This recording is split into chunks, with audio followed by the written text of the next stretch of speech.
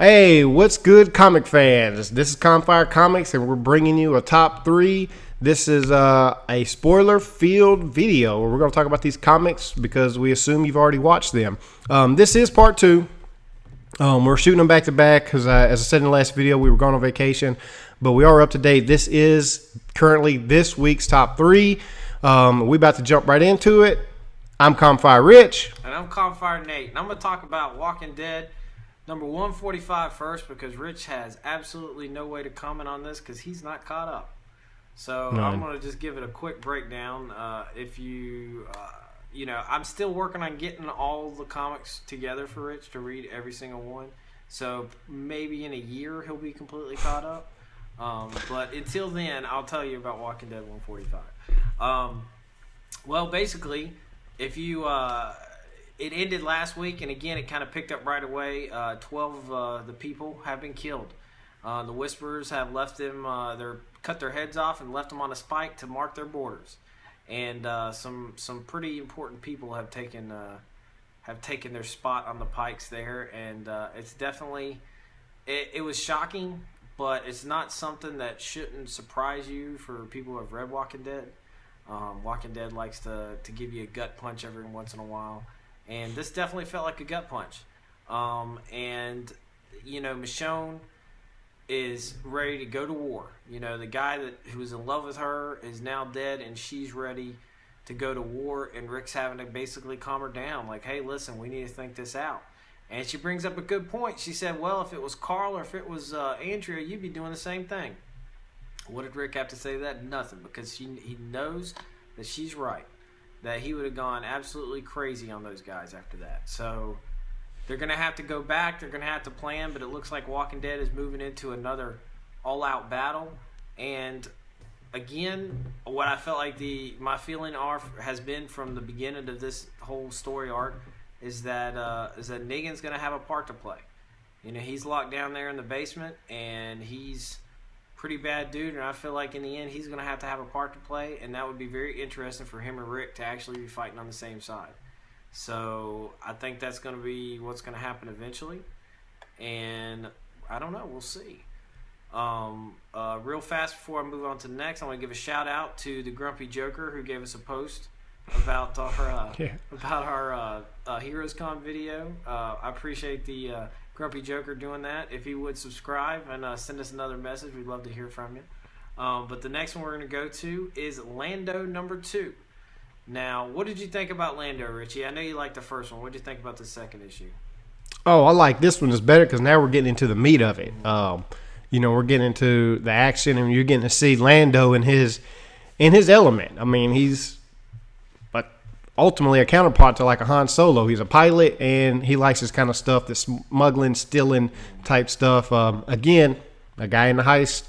I'm getting it again with the Star Wars, and I liked it. I liked there was a scene in it where he was kind of excited, to be honest with you. Mm-hmm.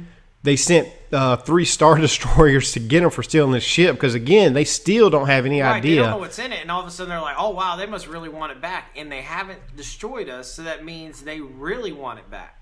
Yeah. So he's like, whatever we have got some gold in this ship. We got some serious, serious cargo. They got something of value. Yeah. And they still don't know what it is. That's the funny thing. They still don't they have no clue. I mean, if they knew right then, they'd probably be like, jump out the ship. You know what I'm saying? Like they'd run away right then. But they still don't know, and that's funny. The antique dealer cracked me up because he comes in there and he was just like, there can't be Star Destroyers outside. Lando, you said this was going to be an easy mission, in and out. And there's nothing easy with Star Destroyers, so I know those aren't Star Destroyers. Like, I was just cracking I was cracking up reading that because that dude was like, there's no way those are Star Destroyers outside, Lando.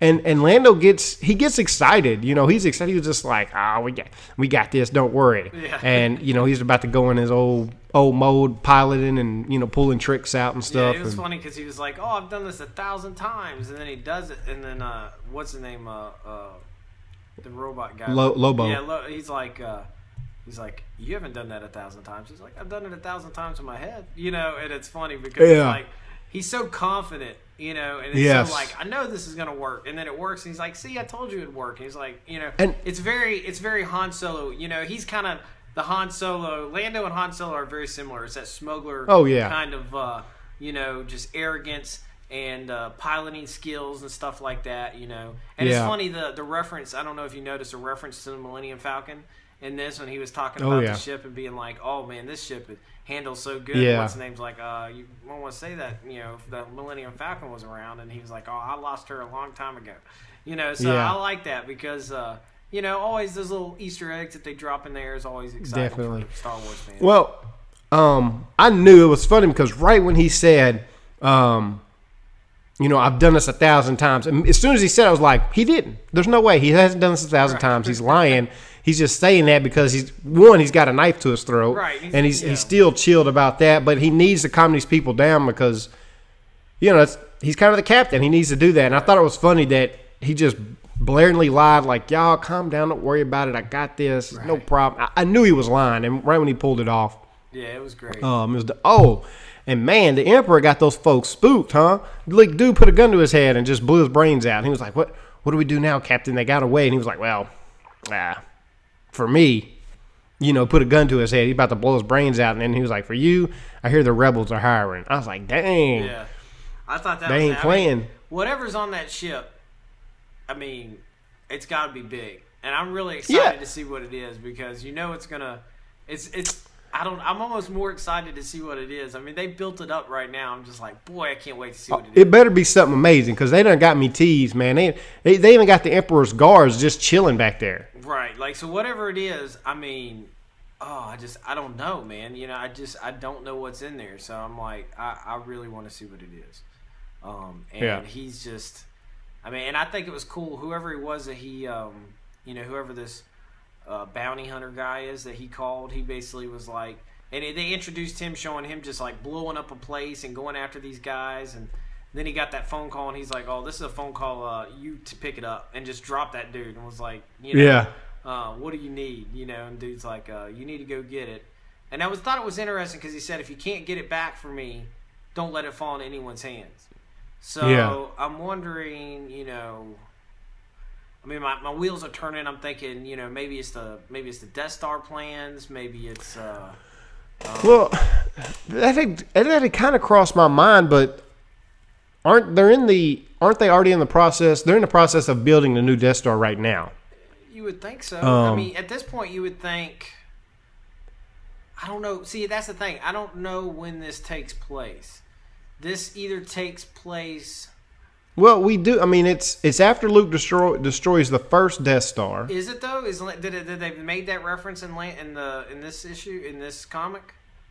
Oh, am I crossing up? I don't know. See, that's I'm crossing the thing. up that one in Vader. This could I see it either taking place before the Death Star or it's taking place after, in the same time as like the.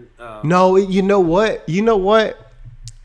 It can't. I don't think it can be after that because Lando's still Lando. You know, in Empire Strikes Back, Lando's running a city. He's like governor over the city in the clouds, and that's in the Empire Strikes Back. Right. Well, this could be leading up to that. You know what I'm saying? Like, so you still think it might be after that? It still could be after the first movie, the original.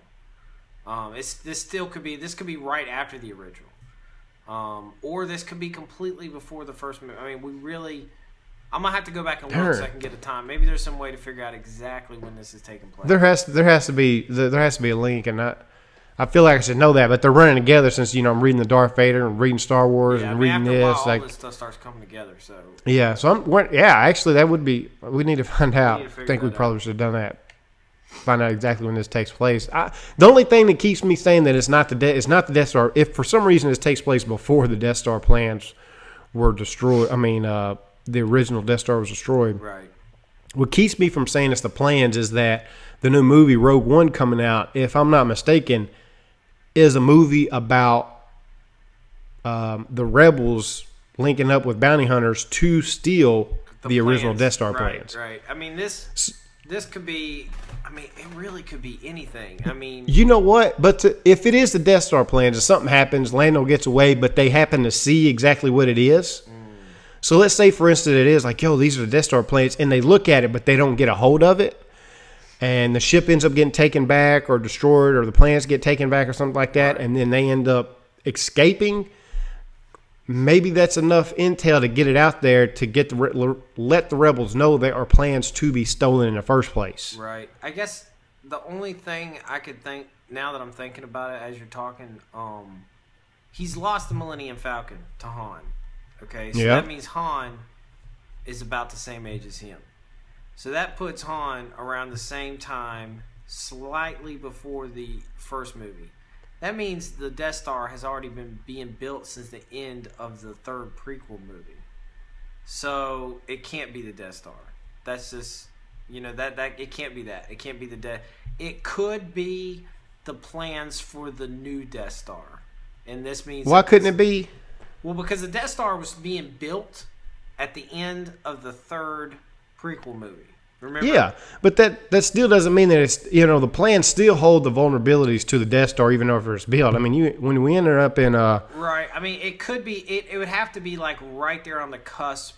This would have to be taking place during the first movie or right before the first movie. I guess it's still possible that it could be. Yeah, it could be taking place before the first. If it is, I'm telling you, if it is the original Death Star plans, which I'm liking that theory more and more, because that will tie in nicely to the Rogue One and what they're setting up with that, is the fact that there are plans out there that we need to get our hands on. They're creating the super. I don't know.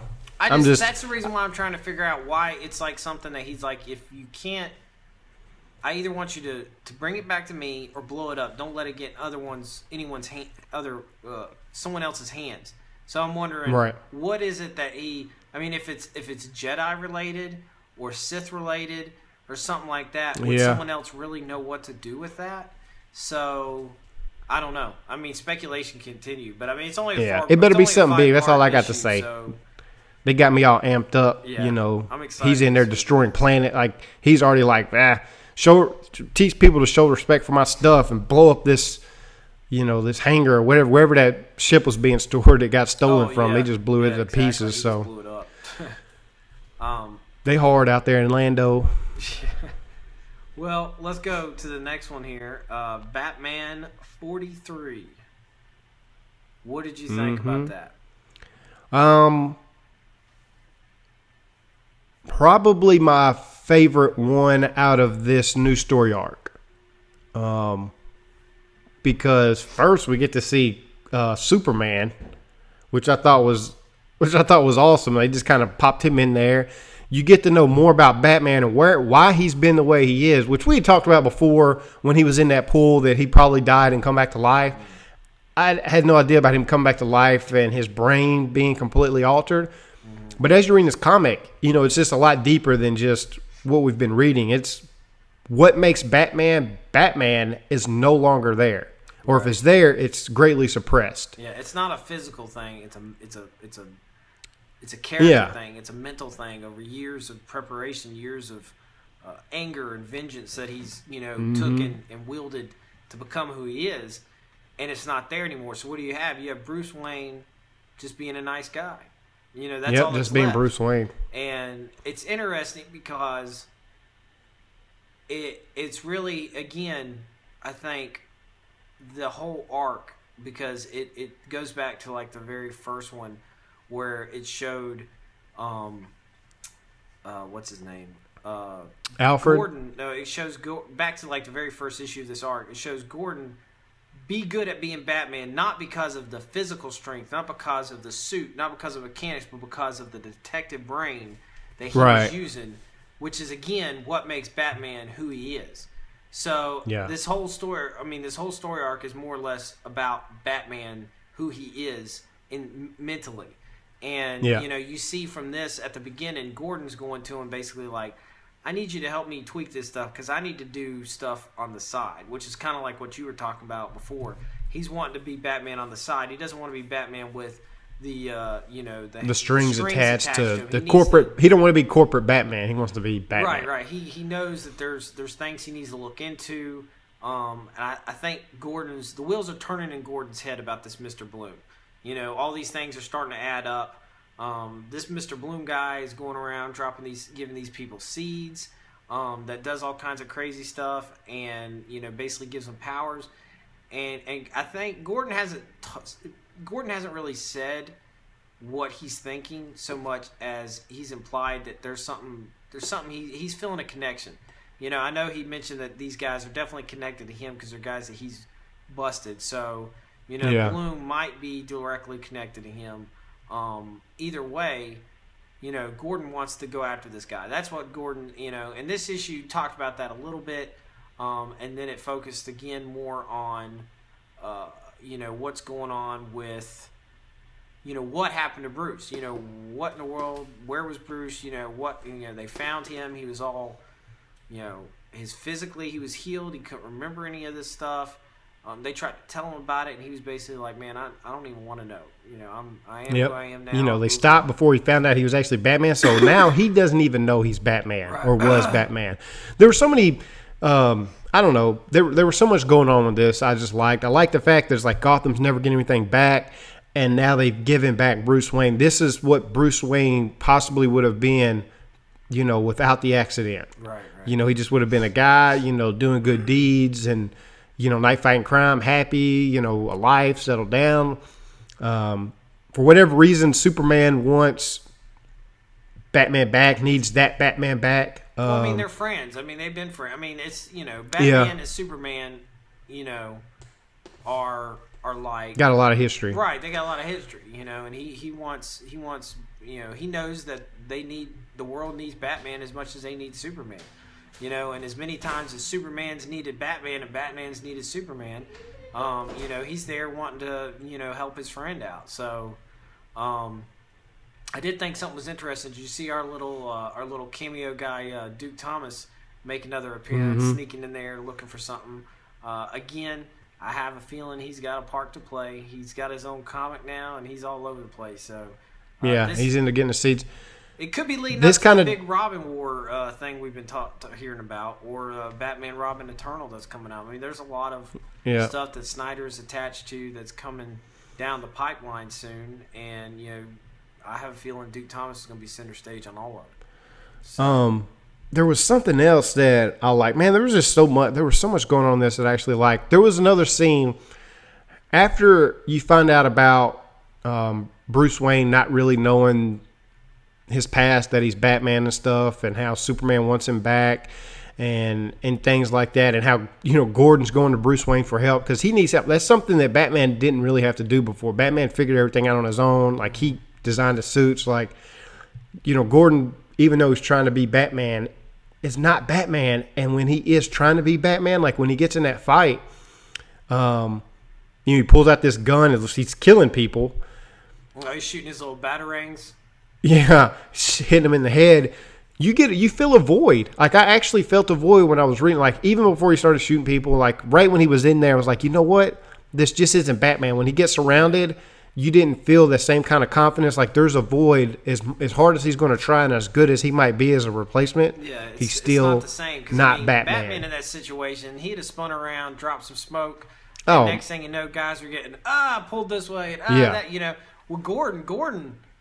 He was overmatched, and it left with a cliffhanger. He's inside this. They drop him down inside of that thing, and this furnace. They're about to burn him. He needs help, and then Julia tries to get out of the car. Then she gets knocked out. So it's leaving things with what's going on. And then we are finally greeted with the new villain, Mr. Bloom. You have this guy who he looks weird, man. He looks like a mime. Yeah. With a plant on his face, and he takes out all those. They shoot him. Basically, it's the Penguin coming there to be like, listen, man, muscling you out. We're taking your stuff.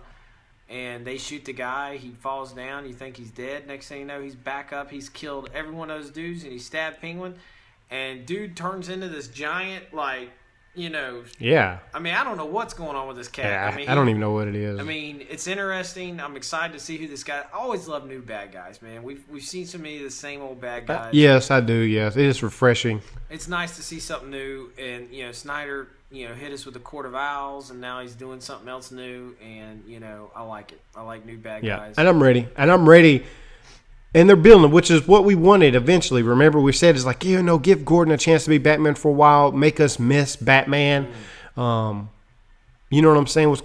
Now we're really like, I'm already starting to feel the void. I'm really like, I'm ready for Batman to be Batman again. Yeah. But now with this new development on his brain, those pieces missing, that it's going to be a gradual process. But something's ends up going to snap. It's going to bring that suppression back out.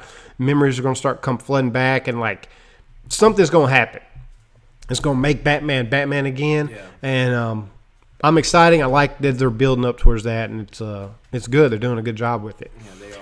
But that's our top 3 this week. Let's try to get the names of these comics right this time.